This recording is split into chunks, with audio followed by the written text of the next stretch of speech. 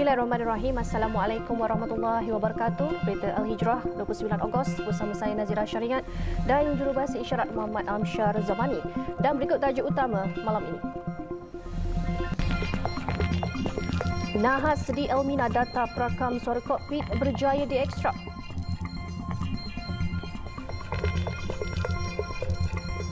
Juga pakej internet 5G Rahmah untuk semua.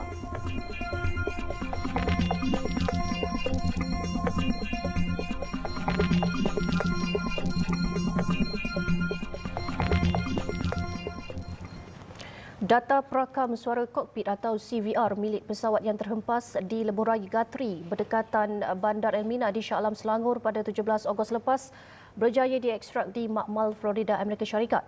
Menteri Pengangkutan Anthony Loke berkata, rakaman audio tersebut telah dihantar kepada pasukan siasatan di Malaysia untuk dianalisa dan laporan awal dijangka dikeluarkan dalam tempoh 2 minggu lagi. Menurut Loke, semua rakaman suara dalam pesawat itu terutama 30 minit terakhir termasuk sehingga nahas berlaku berjaya dimuat turun setelah data tersebut berjaya diekstrak pasukan Biro Siasatan Kemalangan Udara BSKU dengan bantuan pihak Makmal Pengilang Peralatan Asal atau OEM CVR iaitu L3 Harris.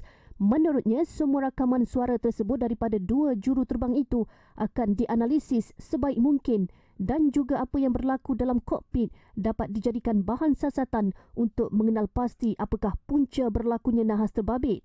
Menurut Loke, rakaman suara itu telah dihantar pulang ke Malaysia menerusi email kerana pasukan BSKU di sana tidak dapat berlepas pulang disebabkan taufan yang sedang melanda Florida. Dalam insiden pada jam 2.50 petang 17 Ogos lalu, 10 lelaki disahkan maut selepas pesawat jenis Beechcraft Premier One terhempas di Bandar Elmina dekat Shah Alam. Exco Kerajaan Pahang yang juga Ahli Dewan Undangan Negeri Adun Pelangai, Datuk Seri Johari Harun antara individu yang terkorban. Kerajaan akan memperuntukkan RM2 bilion sebagai dana awal kemudahan peralihan tenaga negara. Perdana Menteri Datuk Seri Anwar Ibrahim berkata, ia bagi memastikan kelancaran sumber kewangan bagi projek peralihan tenaga yang berdepan kekangan pinjaman dan potensi pulangan pasaran.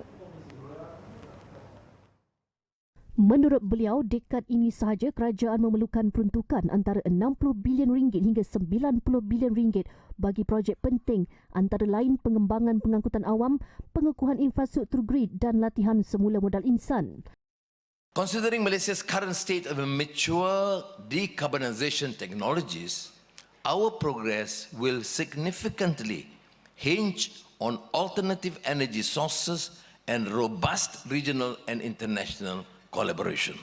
In this regard, the government will allocate RM2 billion as seed fund for the National Energy Transition Facility. Beliau berkata demikian ketika berucap dalam persidangan peralihan tenaga negara. Tambahnya, kerajaan menyasarkan 70% kapasiti terpasang tenaga boleh diperbaharui menjelang 2050. Ujar Datuk Seri Anwar, Majlis Tenaga Negara akan diaktifkan untuk memastikan pembangunan dasar dan perancangan tenaga holistik sekaligus memantau peralihan tenaga nasional NETR.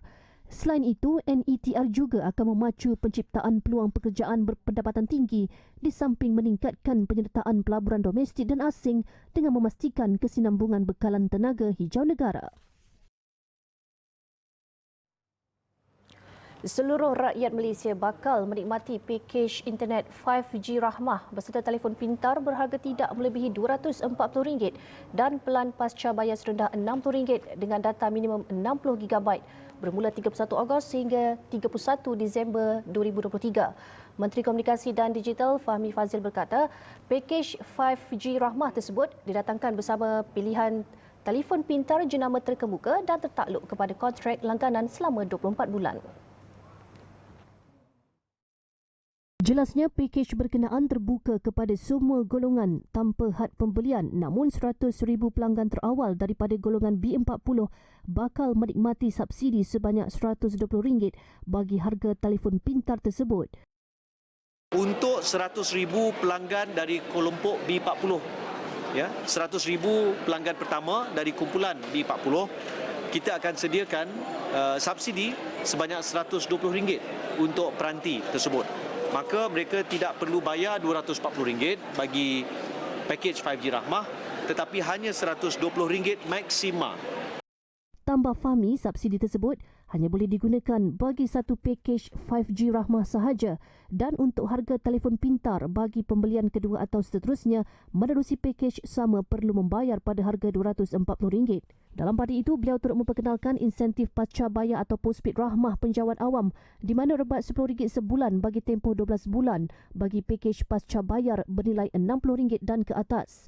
Ia melibatkan semua penjawat awam Malaysia seperti kaki tangan kerajaan persekutuan, negeri dan pihak berkuasa tempatan. Insentif berkenaan akan mula ditawarkan bermula 16 September hingga 31 Disember tahun ini.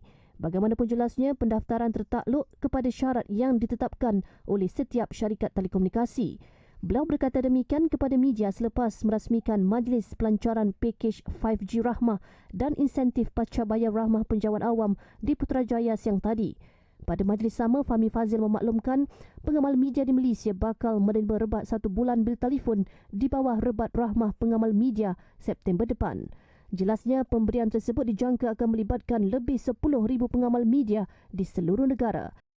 Maka untuk lebih kurang 10,000 orang pengamal media ini, syarikat-syarikat telco telah bersetuju untuk memberi rebate 1 bulan, iaitu bulan September. Jadi yang ada kad perakuan media semua ni tak payah bayar bil bulan September. Tambahnya, perincian lanjut akan diumumkan kemudian setelah selesai penyelarasan bersama syarikat telekomunikasi terlibat. 4 buah kedai separuh kekal yang dijadikan bengkel kereta musnah terbakar dalam kejadian di Kampung Rahmat Setiu, Terengganu malam semalam. Kebakaran berlaku pada jam 7.20 malam itu dipercayai berpunca daripada salah sebuah premis berkenaan. Komander Operasi Pegawai Bomba Kanan 1 Yusma Reza Mirza Muhammad Ali berkata 19 anggota bersama 4 jentera dari Balai Bomba dan Penyelamat Setiu dan Kuala Nerus bergegas ke lokasi sebaik menerima panggilan kecemasan. Katanya setiba di lokasi, pihak bomba mendapati api telah marak dan memusnahkan 4 premis yang dijadikan bengkel tersebut. Kemerebakan tu dia agak pantas. Agak pantas dengan struktur kayu, bangunan jenis yang agak lama. Dari segi air tiada masalah. Pasukan kita dapat bergerak dengan pantas dengan sumber-sumber air yang ada di sekitar kawasan ini. Turut terbakar 2 buah kereta yang diletakkan di dalam kedai berkenaan. Kesemua premis itu musnah 90%. Tambahnya, api dapat dikawal sepenuhnya 1 jam kemudian dan tiada kemalangan jiwa dilaporkan dalam kejadian itu. Salah seorang mangsa insiden bot terbalik di pantai Teluk Batik semalam, Nurul Afikah Abdul Rahsani, 34 tahun, meninggal dunia awal pagi tadi. Berita sedih itu dikongsikan adik Allahyarham Khairul Naim menerusi catatan di Facebook.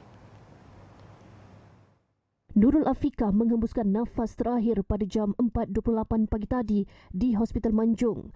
Jenazah dibawa pulang ke kampung Bagan Tiang untuk proses pengebumian. Semalam, media melaporkan 9 individu termasuk 7 pelancong warga tempatan berdepan detik cemas selepas bot dinaiki mereka terbalik di pantai Teluk Batik. Difahamkan, bot rekreasi yang dinaiki 2 sekeluarga bersama 2 kru itu terbalik kira-kira 9 meter dari pesisir pantai. Pengarah Jabatan Bomba dan Penyelamat Malaysia JBPM Perak, Sayani Saidun semalam berkata, 2 mangsa terpaksa diberikan rawatan kecemasan iaitu seorang mangsa lelaki berusia 17 tahun yang juga orang kurang upaya OKU dan seorang wanita berusia 34 tahun diberikan bantuan pernafasan atau CPR. Remaja lelaki itu dilapor telah sedar diri sebaik diberikan CPR, manakala mangsa wanita iaitu Nurul Afikah tidak sedarkan diri ketika dibawa ke hospital.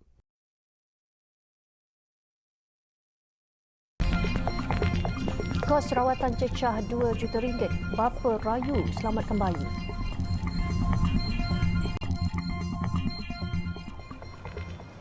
Alhamdulillah, bertemu kembali.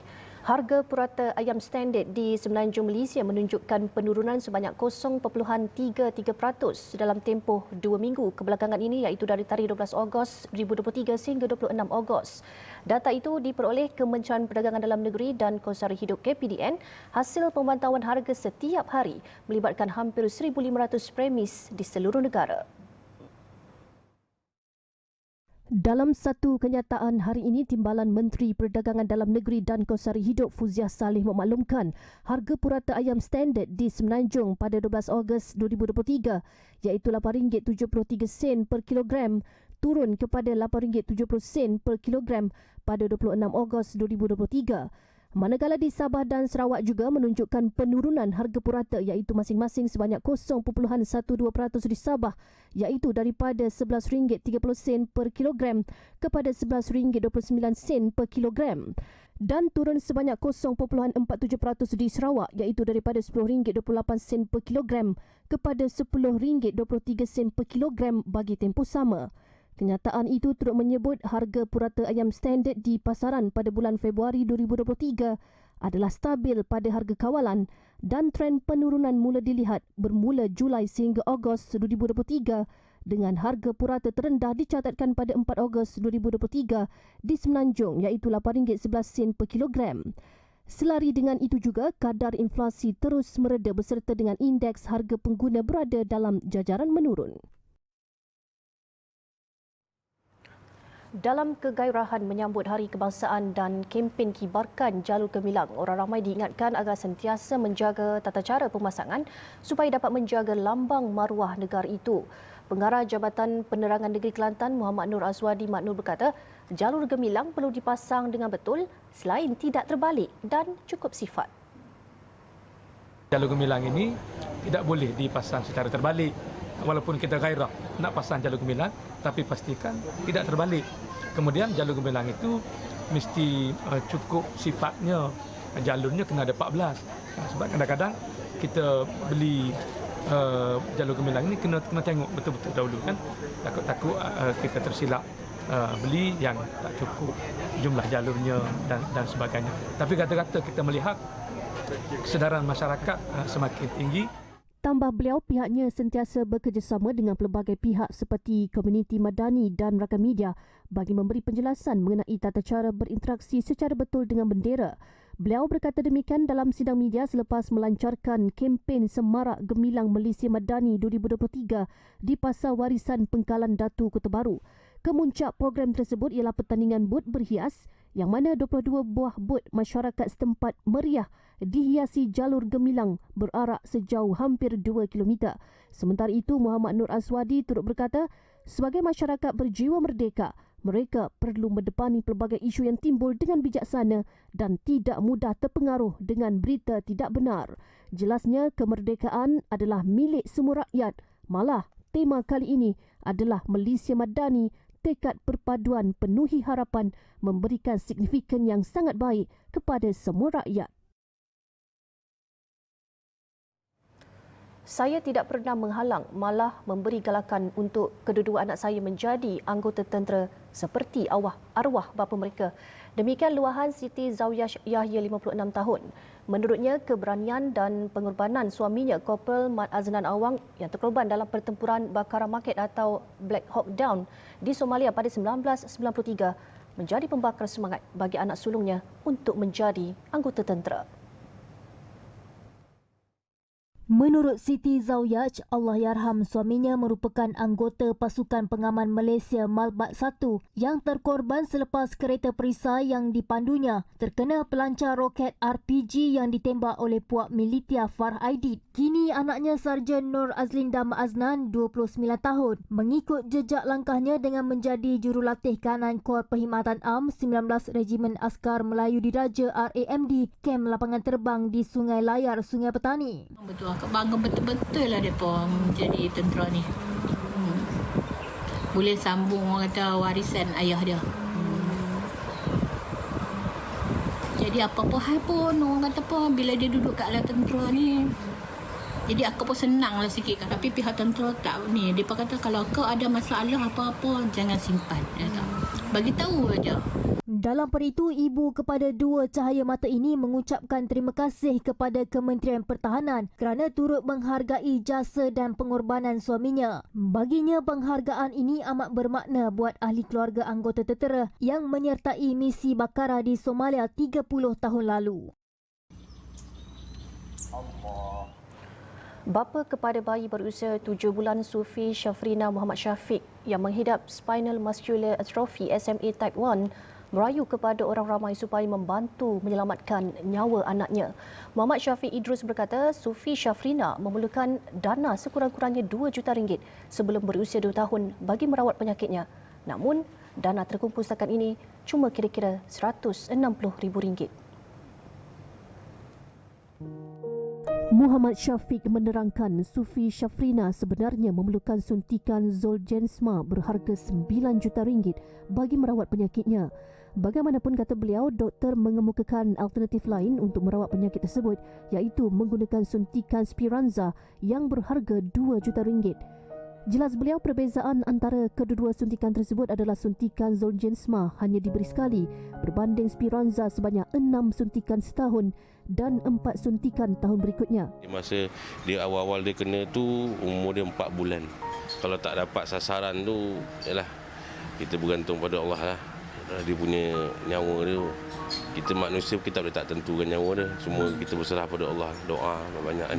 Harapan saya pada khususnya pada rakyat-rakyat Malaysia lah yang ataupun dapat perhatian daripada pihak kerajaan ataupun syarikat-syarikat korporat dapat sangat saya harapkan memberi bantuan ataupun menyelamatkan nyawa anak saya ni. Prihatin dengan beban yang ditanggung keluarga itu, Lembaga Zakat Selangor atau LZS menyampaikan sumbangan berupa alat bantuan pernafasan jenis Bi-Level Positive Airway Pressure atau BiPAP bernilai RM29,500 untuk kegunaan Sufi Syafrina di rumah. Sementara itu, Timbalan Ketua Divisyen Operasi Agihan Asnaf Lembaga Zakat Selangor, Mat Yusmizan Yusof berkata, selain sumbangan BiPAP, pihaknya dalam penilaian memberi bantuan lain kepada Sufi Syafrina. Ia merangkumi ubat-ubatan kira-kira RM40,000 sebulan yang diperlukan bayi tersebut. Perbincangan mengenainya akan dilakukan dengan pihak hospital. Ya, sebelum ini bantuan alat pernafasan ini pihak ibu bapanya menyewa peralatan pernafasan ini. Jadi bagi meringankan beban, kami di LZS memberi peralatan ini untuk digunakan sepanjang hayat ini dan tidak lagi perlu menyewa.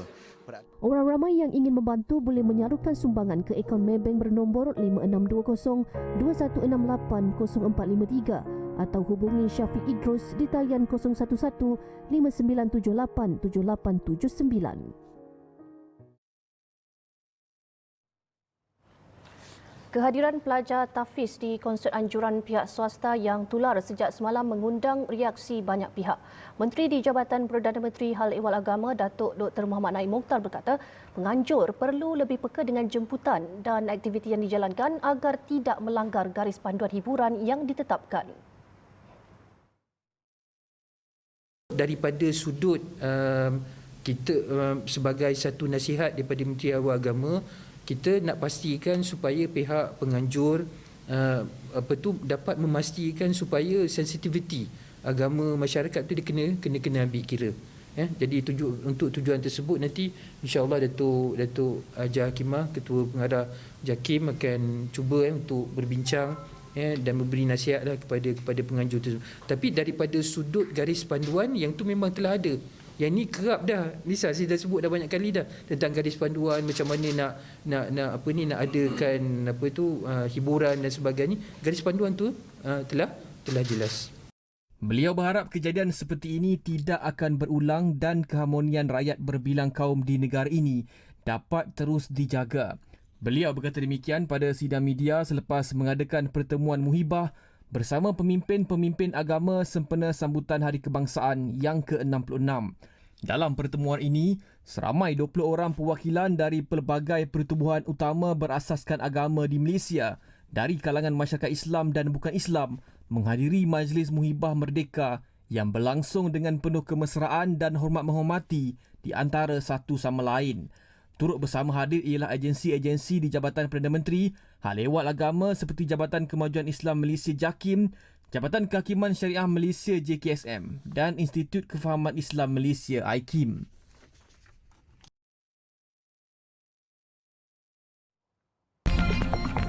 Selepas ini, Bali bergegar.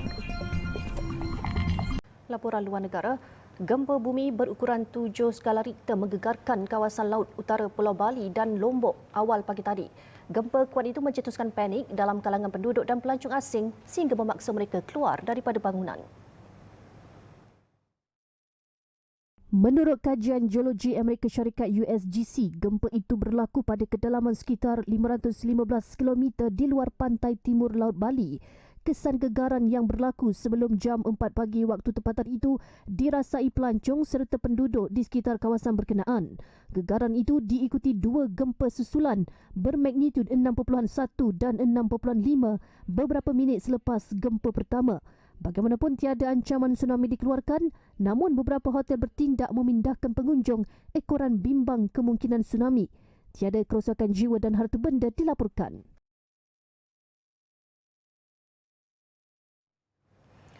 Tiga maut manakala 4 individu lain cedera dalam serangan bom di selatan Thailand. Siri keganasan terbaru itu berlaku di daerah Yarang, wilayah Patani. Gubernur Patani Patimoh Sadimayu berkata siasatan ke atas serangan itu sedang giat dijalankan. Selama lebih 2 dekad, konflik bersenjata di wilayah selatan Thailand dilihat seolah tiada penghujungnya, malah terus berleluasa apatah lagi proses dan usaha damai yang dilakukan sebelum ini banyak menemui jalan buntu. Siri serangan yang digerakkan puak pemisah itu dipercayai bagi mendapatkan autonomi yang lebih besar. Menurut Badan Pemikir Tempatan Deep South Watch, lebih 7,000 orang dianggarkan terbunuh, manakala 13,500 lagi cedera dalam pemberontakan yang tercetus sejak 2004. Cacing gelang parasit sepanjang 8 cm yang biasanya ditemui dalam ular dan kanguru ditemui hidup dalam otak seorang wanita di Australia.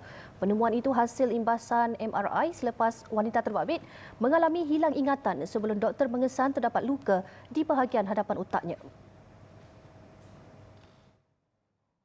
Ini adalah kes pertama di dunia membabitkan otak manusia atau mana-mana spesies mamalia.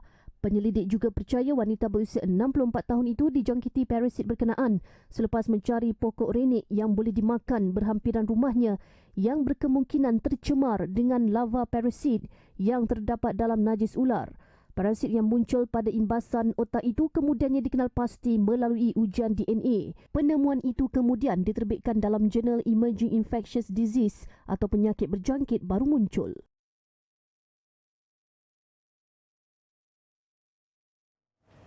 Baik, selepas kejayaan mendaratkan kapal di Kutub Selatan Bulan, India bakal melancarkan satelitnya ke Matahari.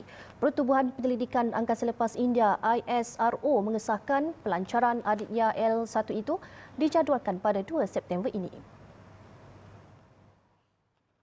Aditya yang bermaksud matahari dalam bahasa Hindi akan dilepaskan ke orbit lingkaran cahaya di kawasan angkasa kira-kira 1.5 juta kilometer dari bumi. Ia akan menjadi misi pertama untuk India walaupun NASA dan Agensi Angkasa Eropah ESA sebelum ini sudah menempatkan orbiter untuk mengkaji matahari. Penerokaan itu bertujuan untuk mengkaji pemacu bagi cuaca angkasa dan memahami dinamik angin suria. Minggu lepas, India mencatat sejarah tersendiri apabila menjadi negara pertama yang berjaya mendarat di Kutub Selatan Bulan dan negara keempat selepas Amerika Syarikat, Rusia dan China yang berjaya mendarat di bulan. Keupayaan Chandrayaan yang tanpa pemandu itu diraikan di seluruh negara.